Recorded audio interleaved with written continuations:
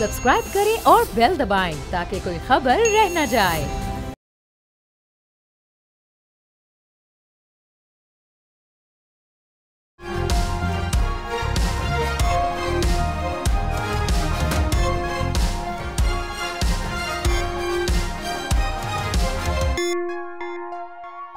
बिस्मिल्लाहिर्रहमानिर्रहीम, अस्सलाम वालेकुम। आप देख रहे हैं प्रोग्राम तब्दीली और मैं हूं जवाद कमाल। मुल्क को 70% रेवेन्यू कमा कर देने वाला मुल्क का सबसे बड़ा शहर, माजी में जिसे रोशनियों का शहर कहा जाता था, कराची, आजकल मसाइल की आमाजगाह बना हुआ है। और जो हालिया सबसे बड़ा कराची का मसला है वो ट्रैफिक सिस्टम का मसला है, हैवी ट्रैफिक का मसला है, जो आए रोज़ मासूम कराची वालों को अपने टायरों तले रोंद रहे हैं। मजमूई तौर पर साल के जो अब तक 3 महीने हैं 2025 के, उनमें अब तक 215 से ज़ायद अफराद ट्रैफिक की जद में आकर जाँ भाग हो चुके हैं और हैवी ट्रैफिक की जद में आने वालों की तादाद 70 से भी ज़ायद है। और इस हवाले से मुतादिद बयानात भी सामने आए हैं। सिर्फ ट्रैफिक का ही कराची का मसला नहीं है, कराची में इसके अलावा भी बेशबहा मसाइल हैं, जिनमें स्ट्रीट क्राइम, डकैती, राजनी, मोबाइल स्नैचिंग, मासूम बच्चों का किडनैप होना, बल्दियाती सिस्टम जो है, रोड्स की हालत। इसके अलावा अब बरसात आने वाली है और बरसात में तो कराची की हालत होगी वो भी सबके सामने होगी। ये तमाम तर मसाइल, इनका हल क्या है? सियासी जमातें कराची की दावेदार तो हैं, कराची पे हक की दावेदार हैं, लेकिन हकीकत में ये शहर सियासी तौर पर इस वक्त लावारिस है और इसके मसाइल हल करने के लिए कोई भी आगे नहीं आ रहा। दावे कर रहे हैं, बातें कर रहे हैं, लेकिन हकीकी मसाइल वहीं के वहीं खड़े हैं। आम आदमी आज भी परेशान है। और अब इस मामले पर MQM पाकिस्तान ने जो इस शहर की इस वक्त 2024 के जो इलेक्शन है उनके नताइज के मुताबिक सबसे ज़्यादा नशिस्तें हासिल करने वाली जमात है, उस पार्टी ने अब तक इस शहर के लिए क्या किया है, क्या नहीं किया, ये तो माजी की बातें हो चुकी हैं। लेकिन अब MQM पाकिस्तान के सीनियर रहनुमा डॉक्टर फारूक सत्तार ने बिल्कुल वाजे कर दिया कि हम आने वाले दिनों में धरने की तरफ भी जा सकते हैं।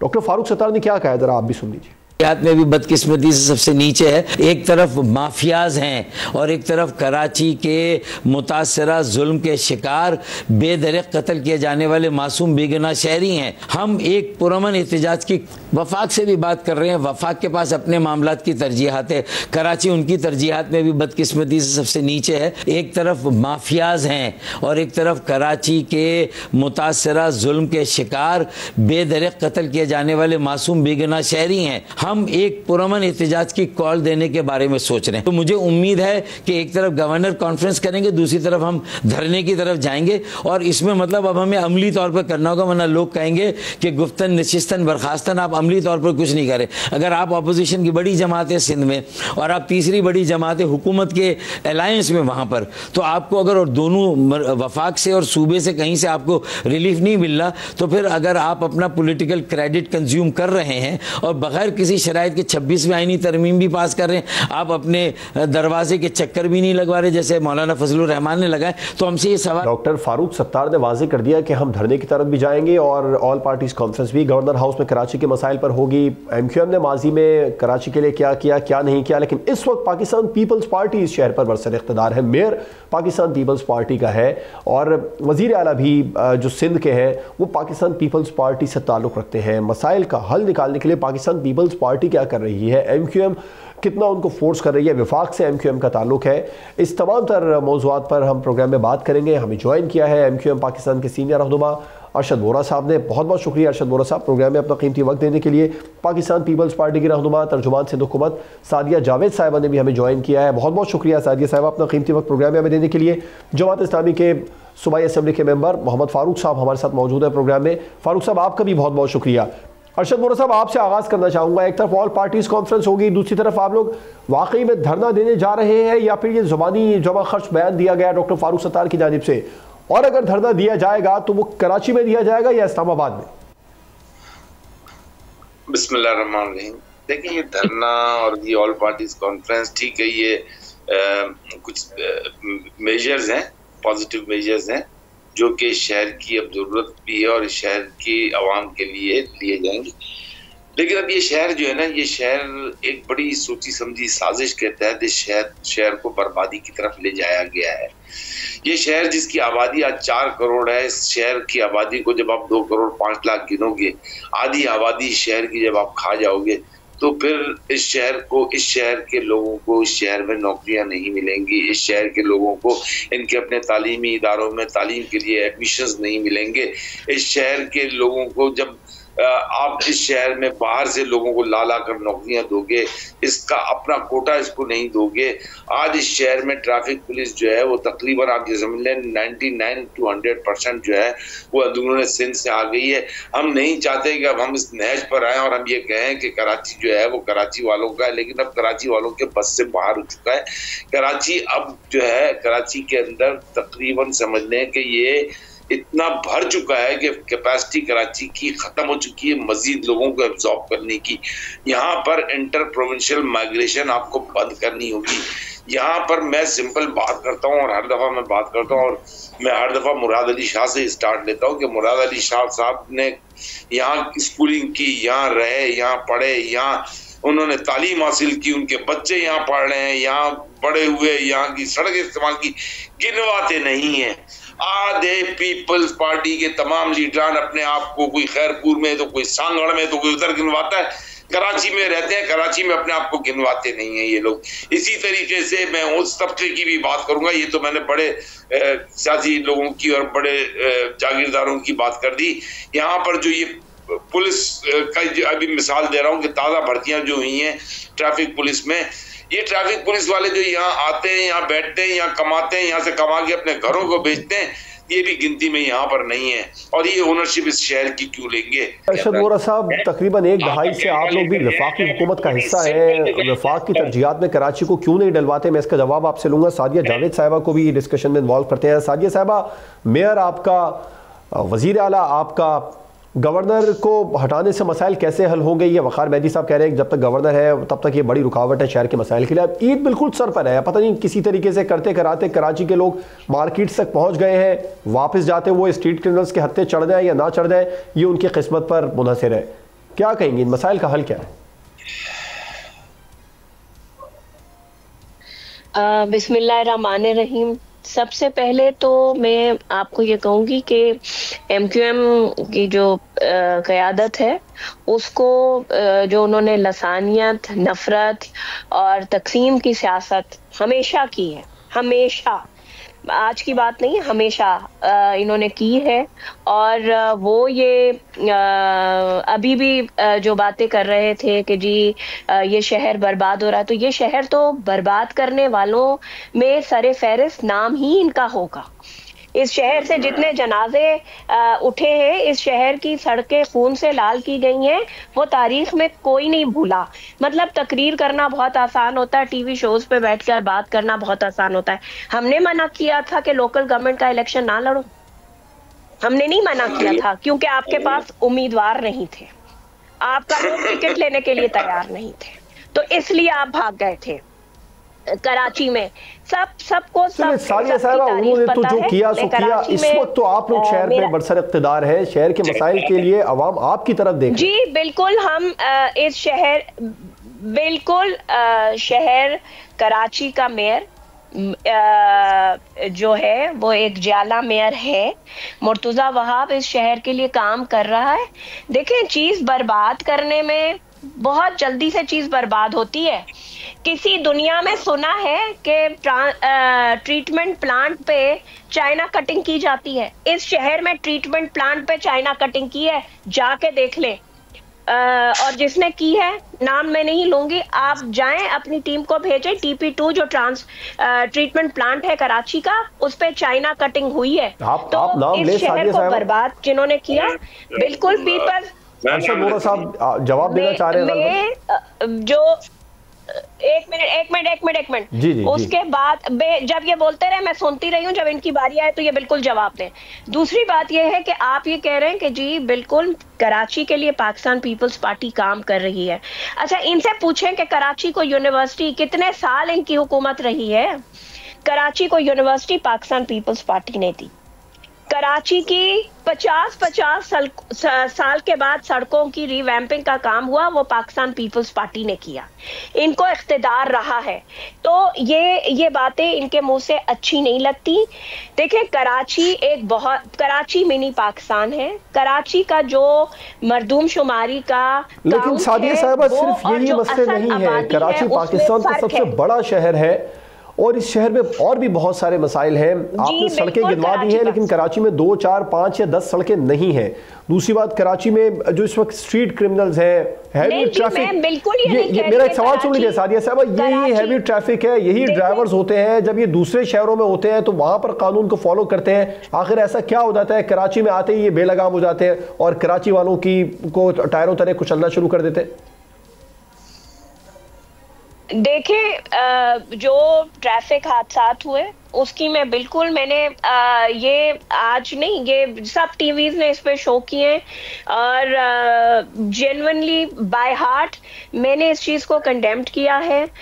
जिनके घरों में हुआ है वो वाकई उनके लिए बहुत तकलीफ दे अमल हुआ, जिस वजह से भी हुआ, किसी की भी गलती थी, लेकिन जिसके घर जनाजा गया, किसी भी सूरत गया, वो किसी तरह से गवर्नमेंट उसको डिफेंड नहीं कर सकती। लेकिन गवर्नमेंट का काम उस मसले का हल निकालना तो है ना सादिया साहिबा, आप डिफेंड करें ना करें, लेकिन उस मसले का हल तो निकालें ना। ये मसला हल निकालना है जी उसका हल, क्योंकि जी ये जो ड्राइविंग, देखें, एक तो पहली बात ये कि ये जो रेकलेस ड्राइविंग है ये एक बेलेबल ऑफेंस है। मसाइल का हल, खास तौर पे हैवी ट्रैफिक का जो मसला है, इसका हल क्या है ये जानने के लिए जरा फारूक साहब की तरफ भी आते हैं। फारूक साहब, एक बहुत बड़ी तवाना आवाज जमात इस्लामी पिछले 2-3 सालों में नजर आई थी, जो कि अब उतनी ज्यादा नजर नहीं आ रही है। हाफिज साहब अकेले इस शहर के मसाइल के हल के लिए धरने देते रहे, एहतजाज करते रहे और बाकायदा तौर पर जो असेंबली में बैठे हुए मेंबरान हैं उन्होंने हिलाया झिझोड़ा। अब वो बात नजर नहीं आ रही, क्या वजह है? क्या जमात इस्लामी ने टारगेट अचीव कर लिए? बहुत शुक्रिया जवाद साहब, आपने मुझे मौका दिया है। और ये इस वक्त कराची का सबसे हॉट इशू है, इस वक्त सबसे बड़ा मसला है कराची के। आपने बहुत सारे मसाइल गिनाए, एक मसला आपने नहीं गिनाया, और ये सारे मसाइल की जड़ असल में वही है कि कराची की नुमाइंदगी उनको नहीं दी गई जिनको कराची वालों ने वोट दिया था। और इसलिए कौमी असम्बली के अंदर और सूबाई असम्बली के अंदर वो लोग बैठे हैं जिनके वोट 1800 2000 कौमी असम्बली के मेंबर बन गए। ज़ाहिर है इनकी आवाज़ क्या होगी, नुमाइंदगी का हक इनके पास नहीं है। और अभी आप सुन रहे थे यानी हमारी हुकूमत सिंध के जो है वो तर्जुमान मौजूद थी और MQM के जो लोग थे, ये एक नूरा कुश्ती है। देखें, ये दोनों ही लोग हुकूमत के अंदर मौजूद हैं। MQM से पूछा जाए ना कि सदर जरदारी साहब को वोट सदारत का इन्होंने दिया था कौमी असम्बली के अंदर भी, सूबाई असम्बली के अंदर भी। अगर इनसे पूछे ना, मुश्तरका तौर पे इन्होंने पीपल्स पार्टी और MQM ने मिलकर एक सेनेटर बनाया था ना। लेकिन मैं यही कह रहा हूँ कि इस शहर की ओनरशिप अगर किसी के पास होनी चाहिए थी, वो वोटों की बुनियाद पे होनी चाहिए थी, फॉर्म 47 की बुनियाद पे नहीं होनी चाहिए थी। ये बहरहाल इस शहर का बड़ा मसला है। अब मैं आ जाता हूँ ये सड़कों पर जो हमारे डंपर और हैवी ट्रैफिक जो इस वक्त मौत बांटते फिर रहे हैं, ये सबसे बड़ा मसला है इस वक्त। और ये मसला दोबारा हाईलाइट इस वजह से हुआ है कि सानेहा मलिर हाल्ट, मैं अभी वहीं पर मौजूद हूँ, मलिर हाल्ट पर ही हमारा जमात इस्लामी का दफ्तर है ज़िले का, मैं उसी दफ्तर के अंदर मौजूद हूँ। इस दफ्तर के करीब ही वो स्पॉट मौजूद है जहाँ पर यह सान्या हुआ है। ये ऐसा दिलखराश वाक़या था, इसने पूरे कराची ही नहीं बल्कि पूरे मुल्क को झंझोड़ दिया है। अब यकीनी तौर पे जिम्मेदारी तो सूबाई हुकूमत की बनती है। आज से कोई 40 दिन पहले हमने एक सूबाई हुकूमत की दावत के ऊपर एक मीटिंग अटेंड की, जिसमें सीनियर वजीर साहब शर्जील मेमन साहब मौजूद थे, वज़ीर दाखिला ज़ियाउल हसन लंजार साहब मौजूद थे और कराची के स्टेक होल्डर मौजूद थे, डंपर के जो है वो एसोसिएशन के लोग मौजूद थे, गुड्स ट्रांसपोर्ट के एसोसिएशन के लोग, टैंकर के एसोसिएशन के लोग मौजूद थे। वहाँ कुछ चीज़ें तय हुई थी, लेकिन हुकूमत सिंध उसको करने में नाकाम रही है। वहाँ तय हुआ था कि कराची की शाहराहों पर ये जो टैंकर और डंपर घूम रहे हैं, हैवी ट्रैफिक घूम रही है, ये बगैर फिटनेस सर्टिफिकेट के रोडों पे मौजूद नहीं होंगे। मैं DIG ट्रैफिक से ये सवाल करता हूँ कि उन्होंने कितने डंपर बंद किए हैं। कितने वाटर टैंकर, कितने ऑयल टैंकर जो हैं सर, बात फिटनेस की तो बाद में आती है, पहले तो कानून और लाकानूनियत की है ना। यही ड्राइवर इन्हीं ट्रकों के साथ, इन्हीं हैवी ट्रैफिक के साथ दूसरे शहरों से होते हुए कराची पहुंचते हैं, यहाँ पर आकर बिल्कुल ही बेलगाम हो जाते हैं। उसकी वजह सिर्फ यही कि कानून नहीं। जी मैं ये कह रहा हूँ कि हमारी देखें, ये काम ट्रैफिक पुलिस का है, ट्रैफिक को इस काम को करना चाहिए था। बिल्कुल ठीक है फारूक साहब, आपका पॉइंट समझा। सिर्फ एक यही मसला नहीं है, मसाइल और भी बहुत ज्यादा है। अरशद वोरा साहब से जानने की कोशिश करेंगे, और खासतौर पर पाकिस्तान पीपल्स पार्टी से भी, कि विफाक क्यों खामोश है, विफाक की तरजीहात में कराची क्यों नहीं है। मुझे ब्रेक पर जाना है, और ब्रेक के बाद इसके अरशद वोरा साहब से, सादिया जावेद साहिबा से, कि विफाक की तरजीहात में कराची कब आएगा।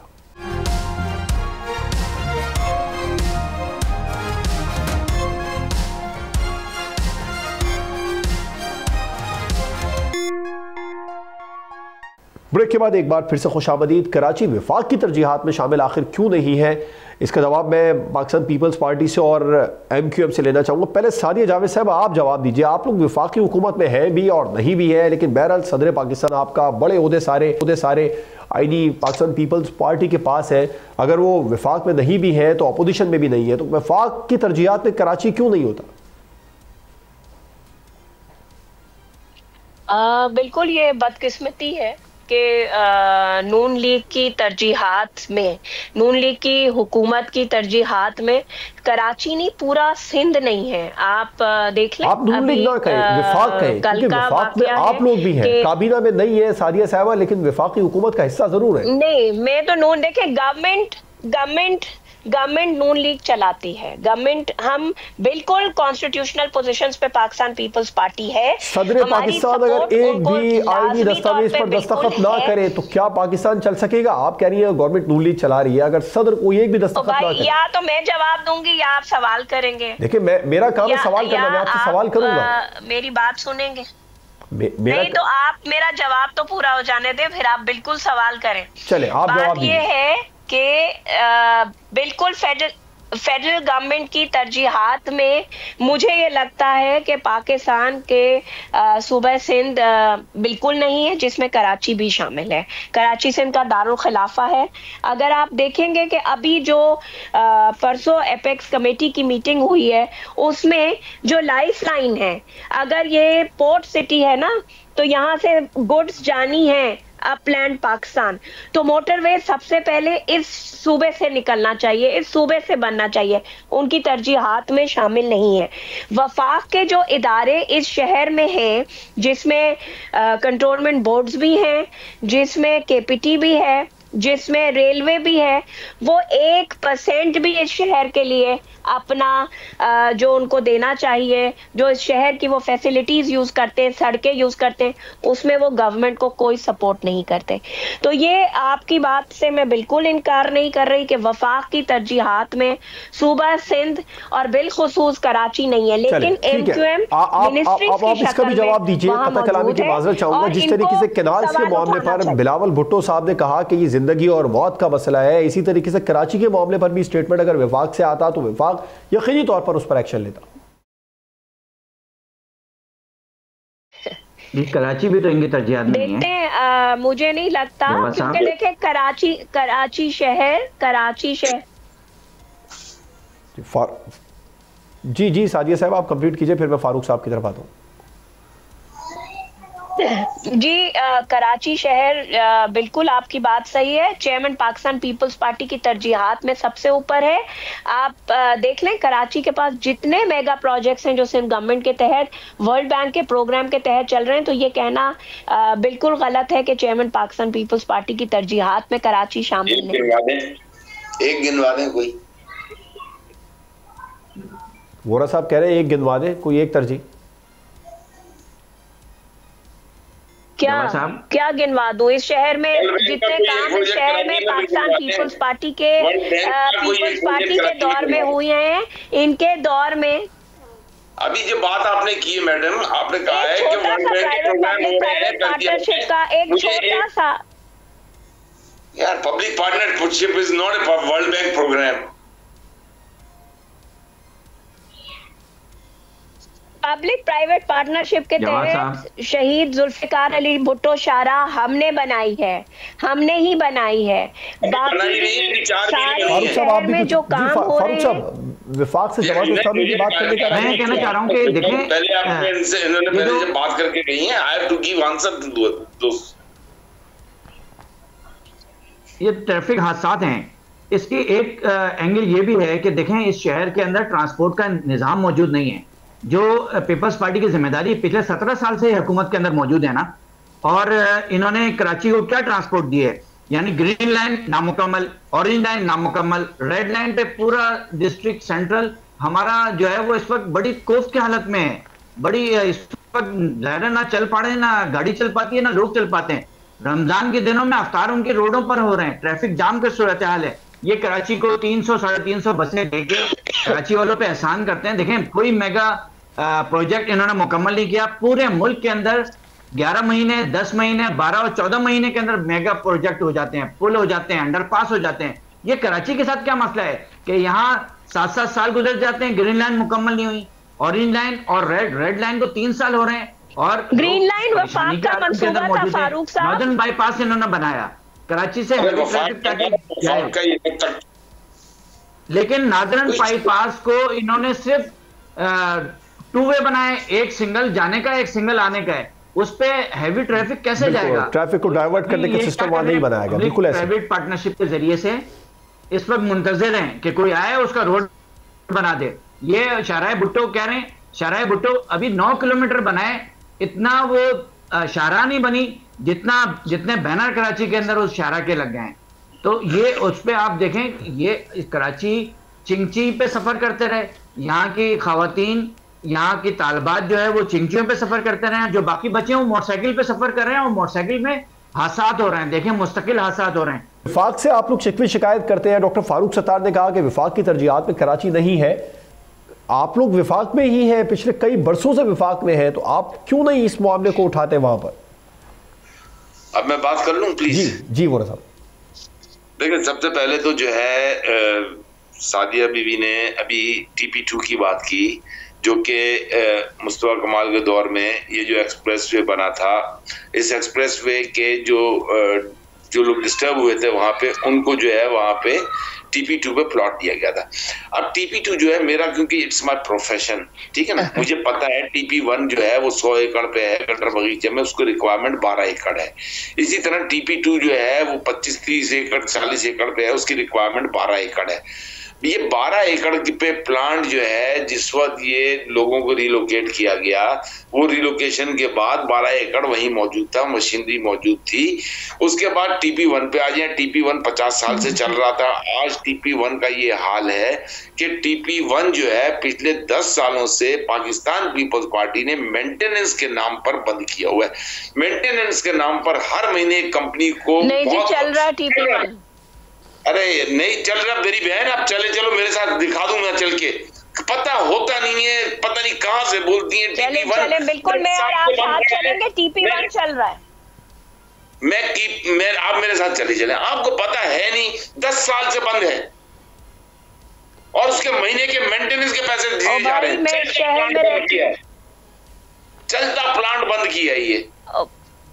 मैं नाम बता दूं उस कंपनी का, छोड़ें। अभी चले आप बात करते हैं कि कराची में, मैं इनका ये कहना है कि कराची में मैं जो है बात कर रहा हूं लसानियत की। मैं क्यों ना करूं कराची में बात? कराची के लोगों को, अगर कराची के जो लोग रहने वाले थे उनको जब आप नौकरियां नहीं दोगे, आपने जो कोटा सिस्टम नाफिज किया हुआ है उस कोटा सिस्टम के हिसाब से भी आप जब नौकरी नहीं दोगे तो मैं क्यों नहीं बात करूं? आपने 5 लाख नौकरियां दी हैं सिंध के लोगों को। कराची के लोग मर गए थे क्या? कराची के लोग आपको नजर नहीं आए? या कराची के अंदर कोई भाई आपने कोर्ट से आप बात सुने, मैं आपके बात के दरमियान में नहीं, स्टे लगवा दिया था। इल्म होता नहीं है आपको? हर साल इस पाकिस्तान को चलाने के लिए IMF से जो है $3 अरब के लिए पूरा पाकिस्तान इमरान खान की गवर्नमेंट से एक मुआशी कत्लेआम के अंदर आ चुका है। और उसके बाद $3 बिलियन, कितने? $3 अरब हर साल IMF से लेने। इमरान खान के इत्तेहादी भी आप थे, हम नहीं थे। इस आपकी पाकिस्तान भी पीपल्स कहानी है पार्टी साजिया को साहब भाई। के लिए नेशनल फाइनेंस कमीशन से $3 बिलियन हर साल मिल रहे हैं पिछले 16 सालों से। सदर पाकिस्तान को वोट एमक्यूएम पाकिस्तान ने भी दिया है, तो आपकी भी कहानी है, ऐसा नहीं है कि आपकी कहानी है। जुनैद साहब, $3 बिलियन इस पाकिस्तान पीपल्स पार्टी को एनएससी से हर साल मिल रहे हैं। और कराची जो है 95% कराची जो है सिंध रेवेन्यू बोर्ड को अपना टैक्स देता है। 95% सिंध का टैक्स कराची बिल्कुल ठीक है। वोरा साहब आपको पॉइंट है। मैं सादिया साहब से अभी इन्होंने ग्रीन लाइन का मंसूबा गिनवाया। वोरा साहब की बात का जवाब दे लूं? बिल्कुल सादिया साहब, अच्छा इसका भी जवाब दीजिएगा। आप कह रही है ग्रीन विफाक का मंसूबा है, तो रेड लाइन तो सिंध हुकूमत का मंसूबा है। मेयर कराची मुर्तजा वहाब ये कह रहे हैं कि रेड लाइन कराची के लिए खौफनाक साबित हुआ। ऐसे कितने मंसूबे और जो खौफनाक साबित हुए जिन्हें रीप्रोसेस करने की जरूरत है? आप कराची के रहने वाले नहीं बन जाते। कराची के लोगों के लिए दिल में दर्द रखना होता है।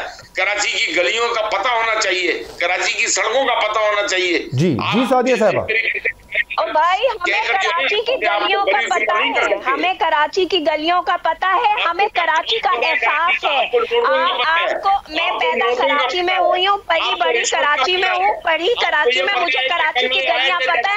और मुझे कराची का डर भी पता था जो लोगों को था जब घरों से नहीं निकल सकते थे, जनाजे उठते थे शहर से। ये बातें ना किया करे और ये रोना ये छोड़ दे, ये रोना ये छोड़ दे कि जी कराची को नौकरियां नहीं मिलती। पता है नहीं इनको, पता नहीं। आप भी जुनैद साहब अंदर से उन लोगों को बिठाएं जिनको पता हो कुछ कराची के बारे में। कराची का इनको नहीं है कराची के हक़ाइक़ का। कराची में जितना काम पाकिस्तान पीपल्स पार्टी के दौर में हुआ है, इनके दौर में नहीं हुआ। बिल्कुल ठीक है। पता कराने की बात से चाहूंगा अरशद बोरा साहब, सादिया जावेद साहबा, मोहम्मद फारूक साहब हमारे साथ प्रोग्राम में मौजूद है। आप तमाम मेहमानों का बहुत शुक्रिया। कराची के मसाइल के हल के लिए तमाम सियासी जमातों को एक प्लेटफॉर्म पर आना होगा। एक दूसरे पर उंगलियां उठाने से, तनकीद करने से इस शहर के मसले का हल नहीं निकलेगा। मुझे ब्रेक पर जाना है और ब्रेक के बाद हम बात करेंगे। अमेरिकी खुफिया इदारे की रिपोर्ट सामने आई है जिसमें भारत आलमी सतह पर मनशात स्मगलिंग करने वाला सबसे बड़ा मुल्क है, लाखों जिंदगियों को खतरे में डाल दिया है। एक ब्रेक के बाद पर बात होगी।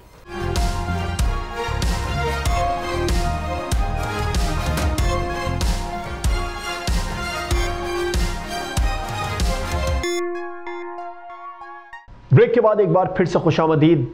भारत आलमी सतह पर मनशियात स्मगलिंग करने वाला सबसे बड़ा मुल्क है। अमेरिकी खुफिया एजेंसी की रिपोर्ट सामने आई है जिसके मुताबिक ये बताया गया है कि जो भारत है वो फेंटेनाइल का सप्लाई करने वाला सबसे बड़ा मुल्क है। और सिर्फ नाइजीरिया की अगर बात करें तो वहाँ पर 40 लाख से ज़ायद अफराद ऐसे हैं जो भारत से सप्लाई की जाने वाली अफ्यूम को इस्तेमाल कर रहे हैं। फिर मैक्सिको से कुछ लोग सामने आए हैं और जो ख़ास तौर पर 3 सप्लायर हैं वो भी सामने आए हैं जिनमें सतीश कुमार, हरीश सुतारिया और यक्ता आशीष कुमार। इन्हें गैर कानूनी तौर पर ममनुआ केमिकल फेंटेनाइल की बरामद में मुलविस भी पाया गया है। अमेरिकी इंटेलिजेंस डायरेक्टर के मुताबिक मैक्सिको के मनशियात कार्टल्स को गैर कानूनी फेंटेनाइल पेशगी केमिकल फराहम करने वाला सरकर्दा मुल्क है। इस अहम तरीन मामले पर बात करने के लिए हमारे साथ मौजूद है सीनियर दिफाई तजज़ियाकार ब्रिगेडियर रिटायर्ड हारिस नवाज साहब। बहुत बहुत शुक्रिया हारिस नवाज साहब। शाइनिंग इंडिया नशे में धुत है और दुनिया को भी इसी काम पर लगाने की कोशिश कर रहा है, क्या कहेंगे आप? देखिए शाइनिंग इंडिया जो है डिक्लाइनिंग इंडिया है, इसलिए कि ये दुनिया में ग्लोबल टेररिज्म भी कर रहा है, ये दुनिया में कर रहा है, फाइनेंशियल टेररिज्म भी कर रहा है। और उसके साथ आपके सामने वहाँ पर कोई मुसलमान गाय को ज़िबा करता है तो ये कितना जुल्म बर्बाद करते हैं। और दुनिया में one of the top level ये बीफ एक्सपोर्टर भी है। आप इससे अंदाजा लगाइए कि ये कितना दोगला इंसान है। ये 4 जो इनका जो टोला है ना, ये दहशतगर्दों का, जिसमें नरेंद्र मोदी है, राजनाथ सिंह है, अमित शाह है, अजीत डोवाल है, ये लेके चल रहे हैं। सारा आपको पता है कि RRS के चले के उसको लेके प्रचार कर रहे हैं। और ये अब इस वक्त ये अब दुनिया में एक और दुनिया को लत में डाल दी। ये स्मगलिंग शुरू कर दी है, ख़ासतौर पे एक्सपोर्ट करना शुरू कर दी, अफ्यूम कर रहे हैं, हेरोइन भी वहाँ से जाती है, पिक्चर्स भी वहाँ से जाती है, ये सारी चीज़ें वहाँ से लोग करते हैं। ये कोई ऐसी जगह नहीं छोड़ते हैं जहाँ पर ये पैसा कमाने में किसी के मुल्क की तबाही हो जाए, किसी के मुल्क में टेररिज्म हो जाए, किसी मुल्क बच्चे नशे की आदी हो जाए। They have no ethics, they have no morals. ये आई थिंक बड़ी क्लियर बात है। और इसकी वजह से मैं आपको बता रहा हूँ कि दुनिया को, ख़ास तौर पे ह्यूमन राइट्स ऑर्गेनाइजेशन को, कि ह्यूमन राइट्स का बहुत बड़ा मसला है। उनको आगे आना चाहिए और इसको फोर्स करना, यूनाइटेड नेशन में ही बनाए उससे बात करनी चाहिए कि ये जिस तरीके से हर उल्टे काम में ये इन्वॉल्व हैं, इनको कहीं ना कहीं इनको नुकेल डालने की ज़रूरत है। बिल्कुल। अच्छा हारिस नवाज साहब, टेररिज्म ख़ास तौर पर हम देखें कनाडा में जो कुछ हो रहा है, फिर बैरूनी मदअखलत, वहाँ पर तो अब इंतखाबात होने वाले, उन इंतखाबात को लेकर भी बहुत ज़्यादा उंगली उठाई गई है कि भारत इसमें जो है वो किरदार अदा कर सकता है।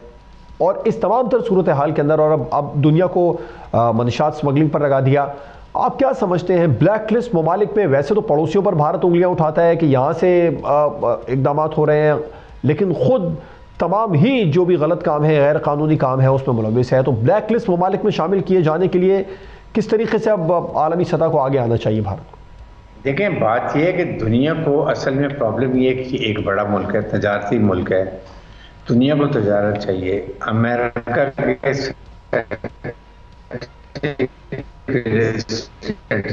रिलेशनशिप 2+2 मायदा भी है, जिसमें USA है, इंडिया है, ऑस्ट्रेलिया है, जापान है, इस तरह के मायदे चाहिए। फिर उनको इंडिया को वो एज ए अमेरिकन जो है वो इसको प्रॉक्सी यूज़ करते हैं चाइना के खिलाफ, पाकिस्तान के खिलाफ और साउथ चाइना सी में, जहाँ पर आपको पता है कि डिस्प्यूट चल रहा है चाइना के साथ, जिसकी वजह से ये दरगुजर करते हैं। लेकिन देखें, एक दुनिया के मॉरल में एक डिसीजन होना चाहिए कि कौन सा मुल्क कौन सी गलत बात कर रहा है, इससे आलम इस्लाम को और आलम दुनिया को क्या फ़र्क पड़ेगा, और उसके लिए एक इकट्ठे जगजाग इकदाम उठाने चाहिए। जैसे आपके सामने FATF है, जिस पे फाइनेंशियल टेररिज्म 1 बिलियन 44 मिलियन का ये फाइनेंशियल टेररिज्म करते हैं। आपके सामने ये BLA, BLF, BNF को भी ये फाइनेंशियल सपोर्ट देते हैं। अफगानिस्तान में जाके वहाँ पर ये जो है टोटल हमारे खिलाफ दहशतगर्दी कर रहे हैं। आपके जो बलूचिस्तान के हालात हो रहे हैं सब इनकी वजह से हैं।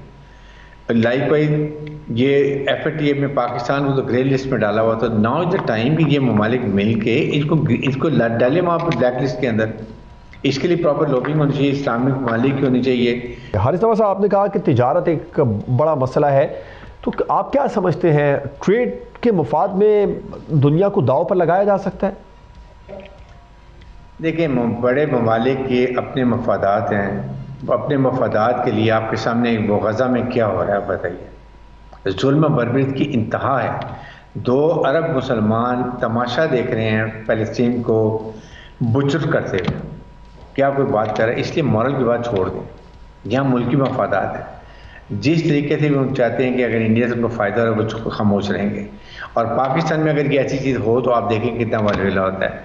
कब आप मुझे बताएं कि कितना ये एनरिच्ड यूरेनियम जो है वो इंडिया में कितनी दफ़ा बेचा गया, पकड़ा गया, श्रीलंका में, नेपाल में, बेसमेंट में बेचते पकड़े गए हैं। क्या पाकिस्तान में आज तक कोई एक भी कमांड एंड कंट्रोल हमारे सिट्रिक एसिड की प्रॉब्लम हुई है? नहीं हुई है। लेकिन कभी इंडिया की किसने बात की है? आज खुदा ना खासा ज़रा सा पाकिस्तान हमारी मिसाइल टेक्नोलॉजी पर जो है वो अमेरिका ने के हमारे जो हदफ हैं उनको तहफ़्फ़ुज़ात है। अब इंडिया की जो टारगेट है, जो इस वक्त सुपरसोनिक वो जो मिसाइल तैयार कर रहा है, उसकी कोई बात नहीं करता।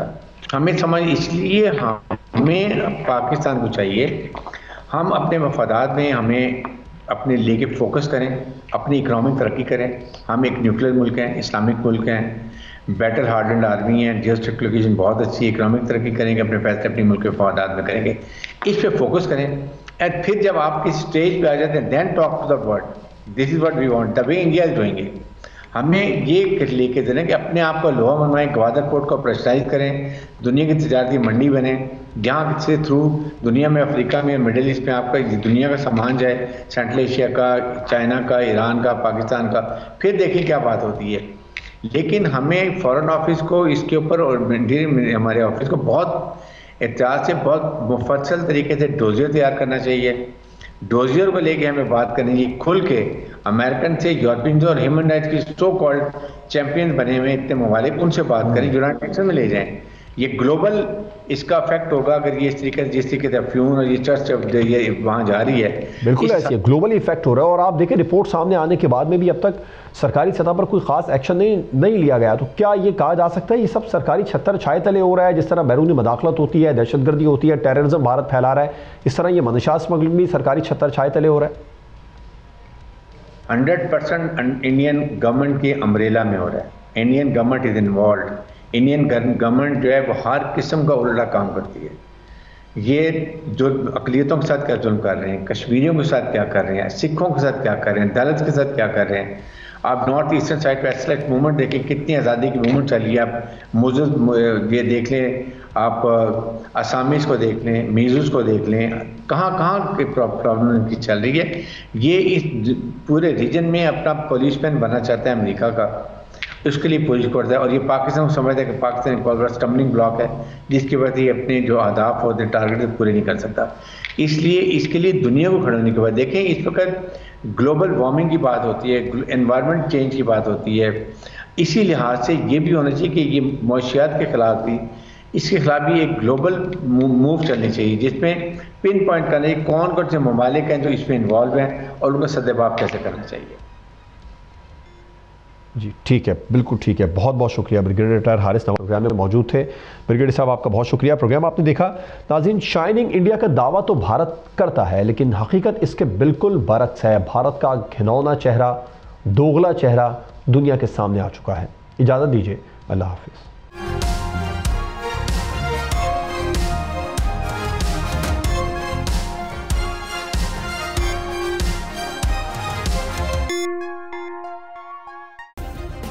सब्सक्राइब करें और बेल दबाएं ताकि कोई खबर रह न जाए।